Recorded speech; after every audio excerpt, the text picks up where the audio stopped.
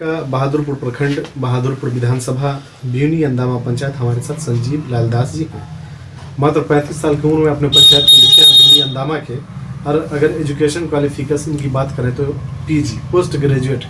निश्चित तौर पे इस उम्र में कहीं ना कहीं लोग रोजगार के लिए रहते हैं, लेकिन अगर दुर्भाग्य है ये जो बिहार सरकार या केंद्र की सरकार है, निश्चित तौर पे जो बेरोजगारी बढ़ी है उसी का कहीं ना कहीं जीता जागता नमूना संजीव लाल दास जी हैं, जो इतना पढ़ने के बावजूद भी पंचायत की राजनीति में उलझ के रह गए। आप अपने पंचायत में पहली बार मुखिया बने, निश्चित तौर पे रिजर्वेशन के माध्यम से आप मुखिया बने हैं। जी। और आप जब मुखिया बने थे आपकी उम्र 30 साल के आसपास ही थी। जी हाँ। क्या अनुभव रहा 5 सालों में आपको? 5 साल में बहुत कुछ सीखने को मिला और बहुत कुछ ऐसा लगा जो लोकल पॉलिटिक्स भी देखे। बहुत लोग उपेक्षित हो जाते हैं ग्राम पंचायत के, खास करके मुखिया से उनका आशा जुड़ जाते हैं। कारण है इसलिए जो ग्राम पंचायत का मुखिया ही एक है जो जनता के साथ डायरेक्ट रूबरू सामने फेस टू फेस मिल करके जो भी बातें होती है डायरेक्ट, चलिए मुखिया जी के घर पे जाते हैं, मुखिया जी उनका जितना वो बन पाता है उनका समस्या का समाधान करने का कोशिश भी करते हैं। और खास करके लगता है जो ग्राम पंचायत में ऐसी बहुत बातें हैं जो जनता एक दूसरे से जुड़ा हुआ है और मुखिया के साथ उनका एक दूसरा संबंध हो जाता है। इसलिए संबंध कारण है जो मुखिया जो होता है गांव का होता है, उसका गांव का किसी का बेटा है, किसी का भाई है, किसी का जो भी हो, भतीजा हो, होता हो, जो भी हो, और उनसे ऐसा जुड़ा हुआ था इसलिए डायरेक्ट होता है। और यहाँ पे स्थानीय विधायक जी हैं जो बन जाते हैं, बनने के बाद चले जाते हैं पटना, उनसे डायरेक्ट जनता नहीं मिल पाते हैं। हम लोग पढ़े लिखे लोग कहीं ना कहीं जो स्थानीय जनप्रतिनिधि होते हैं वो 24 घंटा जनता के लिए उपलब्ध होते हैं। जी जी। लेकिन अगर सुविधा और सुरक्षा की बात करें तो सरकार कुछ एक नथिंग। आपके पंचायत में स्वास्थ्य उपकेंद्र नहीं है? स्वास्थ्य उपकेंद्र मेरे पंचायत में 30 वर्ष पहले बना हुआ था जो जर्जर स्थिति में है।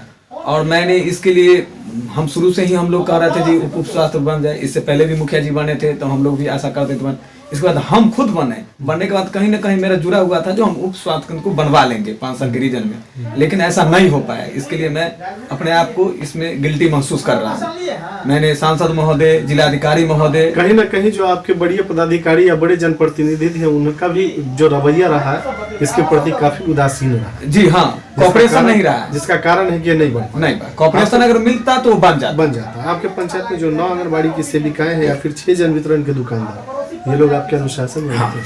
सभी लोग 12 महीना राशन लोगों को मिलता है। उसमें एकदम आपके पंचायत में न पंचायत भवन है, न पुस्तकालय भवन है और मनरेगा भवन नहीं है। निश्चित तौर पर पंचायत की जो ऑफिस या कार्यालय कहाँ चलाते हैं? पंचायत भवन की मेरे यहाँ उस जमाने में बना हुआ था जो भवनहीन हो गया है, टूट गया है, तो हम लोग झंडा तोलन वहीं पे करते हैं। कारण है जो समुचित जगह बना हुआ है। इसके बाद भवनहीन होने के कारण हमारे यहाँ सामुदायिक भवन है, वही सब उसमें हम अपना ग्राम पंचायत तो आपकी कोशिश रहेगी आने वाले समय में भी पंचायत सरकार? अभी भी कोशिश है, लेकिन मेरे यहाँ एक्चुअली ऐसा है जो जमीन का कहीं ना कहीं समस्या है। अब जमीन समस्या क्या है, जनसंख्या बहुत काफी हो गई और जमीन महंगी हो गई है, कोई देना नहीं चाहता है। और सरकारी जमीन है वो इंक्रोचमेंट में है। तो कहीं ना कहीं जो आपके सीईओ है, सर्किल अफसर, उनकी जिम्मेदारी बनती है इंक्रोचमेंट को खाली करवाना। इसके लिए भी मैंने कई बार जिलाधिकारी महोदय और हमारे अंचलाधिकारी को भी मैंने लिख के दिया जो आप लोग कहीं इंक्रोचमेंट करके हमें जमीन उपलब्ध कराया जाए, लेकिन कार्रवाई हो नहीं पाया है अभी तक। तो मेरा सवाल आपसे ये है कि क्या कहीं ना कहीं अफसरशाही कहीं नतीजा है? हाँ। पदाधिकारी जनप्रतिनिधि की सुनने को तैयार नहीं है? निश्चित नहीं। जबकि जनता के चुना हुआ प्रतिनिधि आप अपने पंचायत के 7000 वोटर को रिप्रेजेंट कर रहे हैं जी, तो ये कहीं ना कहीं दुर्भाग्य, बहुत दुर्भाग्य है। सरकार की जो व्यवस्था है के साथ सरकार की जो व्यवस्था उसमें सुधार लाने की जरूरत है। बिहार सरकार की जो महत्वाकांक्षी योजना है कन्या विवाह कबीर अंत्येष्टि योजना, स्थिति इसकी ये है कि जनप्रतिनिधि अपनी इज्जत प्रतिष्ठा बचाने के लिए अपने पॉकेट से पैसा देता है। पॉकेट से देना तो मजबूरी है, इसके बावजूद भी वो खुश नहीं रह पाते हैं। कारण पैसा हम सभी लोगों को नहीं दे पाते। बिल्कुल, आपसे झूठ क्या, जो लायक है, जो नीडी है उनको लोग दे पाते हैं। जो साफ लगता है जो हाँ इनको देना है, कोई एक्सीडेंटल हो गया या सर्वदर्श हो गया, अगर जो भी हो गया उसमें तो देना अनिवार्य है, उसमें दे देता है। और इसके बाद जो कोई नहीं है उनको हम लोग देने का काम करते हैं और कोशिश करते हैं। तो मेरा सवाल आपसे ये है कि क्या कन्या विवाह कबीर अंत्येष्टि को सरकार को बंद कर देना चाहिए या आप लोगों को स्वतंत्र कर देना चाहिए किसी फंड से पैसा देने? जी, हम लोग को लोकल जनप्रतिनिधि जो भी हो उनको स्वतंत्र कर देना चाहिए। जो कारण है वो त्वरित होना चाहिए। किसी फंड से किसी भी फंड से आप उस मद में ऐसा पैसा दे दिया जाए जो उनको हम उसी समय उनका हम दुख दर्द को बांट सकते हैं।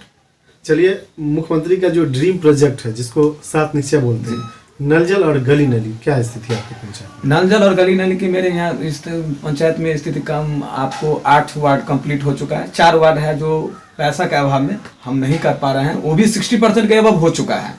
40% बचा हुआ है जो लायबिलिटी है, लायबिलिटी पैसा आ जाएगा, हम लोग पूरा करने का काम करेंगे। तो कहीं ना कहीं जो सिस्टम है, जो रवैया है पैसा नहीं देने की वजह से पूर्ण नहीं हो पा रहा जी। और कहीं ना कहीं ये आरोप निश्चित तौर पे जनप्रतिनिधि को लगेगा कि नहीं करवा रहा है। जी जी। इसमें क्या मांग रहेगी आपकी सरकार से या आपके बड़ी पदाधिकारी? सरकार से और बड़ी पदाधिकारी से हमें यही मांग है जो आप उस पैसा को किसी भी तरीके से जल्द पैसा हम लोग को आवंटित कर दिया जाए, ताकि हम उस काम को पूरा करके हम अपने ऊपर ब्लेम जो है वो लगा हुआ है, उस ब्लेम को हम लोग हटा सकते हैं।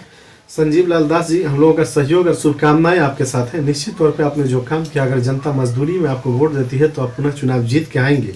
अगर जनता के आशीर्वाद से आप दोबारा इस पंचायत के मुखिया बनते हैं तो आपकी सबसे पहली प्राथमिकता क्या होगी? सबसे पहली प्राथमिकता रहेगी जब हम जनता हमको फिर दोबारा चुन के लाते हैं तो जनता के साथ जिस तरह से हम 5 साल रहे हैं, कोशिश करके इससे ज्यादा बेटर करने का, बहुत ज्यादा करने का। लेकिन लक्ष्य क्या रहेगा? पहला लक्ष्य क्या रहेगा? लक्ष्य रहेगा सबसे पहले पंचायत भवन बनवाने का लक्ष्य रहेगा। स्वास्थ्य उपकेंद्र, स्वास्थ्य उपकेंद्र, कारण यहाँ पे इस स्वास्थ्य केंद्र, उप स्वास्थ्य केंद्र के नजदीक कम से कम 5 पंचायत इसके इर्द गिर्द है, वो प्रभावित जी, वो प्रभावित हो रहा है कहीं न कहीं। और सड़क का भी जो समस्या है, अगर ये उप स्वास्थ्य केंद्र बन जाए यहाँ पे तो यहाँ के जो लोकल है, जैसे उग्रामापाड़ा पंचायत हो गया, बसतपुर पंचायत हो गया, खैरा हो गया, उगड़ा हो गया, मेकना बेदा हो गया, ये सब लोकल पंचायत हैं जो यहाँ से उसका त्वरित लाभ मिल सकता है इस स्वास्थ्य केंद्र से। संजीव लाल दास जी, न्यूज IBN 7 और सुदर्शन न्यूज से बात करने के लिए धन्यवाद।